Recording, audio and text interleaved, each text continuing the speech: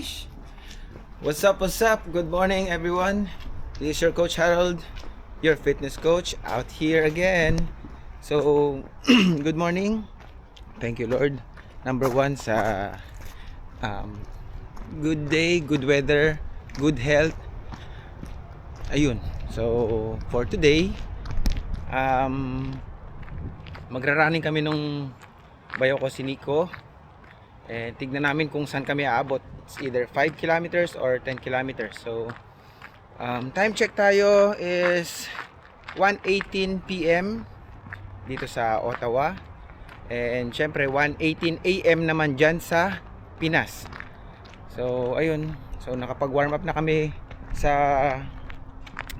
dynamic warm-ups na kami dun sa bahay bago kami mag-start. So, ngayon, gagawin lang namin siguro is 500 to 1 kilometer walk. Then from 1 kilometer onwards, mag-start na kaming mag-jogging. So it's either 4, 6, depende sa pace namin. Depende rin sa kalsada, kung medyo matubig, magbabagal kami. So shout out sa mga subscribers since day 1, sa lahat ng mga nanonood, at sa mga sumusubaybay, sa lahat, thank you po. At sana ma-enjoy nyo tong panonood ng aming So this is my running buddy today, Nico. Nag-bag kami ngayon just in case mapasarap yung takbo. Umabot kami ng 12K. Ayan na. Okay, so baka umabot kami ng hindi namin alam kung saan kami aabot kaya may mga kami, hydration bag. Dapat ang usapan namin 5 kilometers lang, pero depende kung saan kami gaganahan dahil take advantage na namin yung good weather. Yeah, take advantage namin ng good weather dahil lahat, karamihan ngayon lumalabas na dahil may nagmomotor na. Kung makikita nyo yung experimental farm dun sa kabila, ayun, kung nakita nyo, puro green na.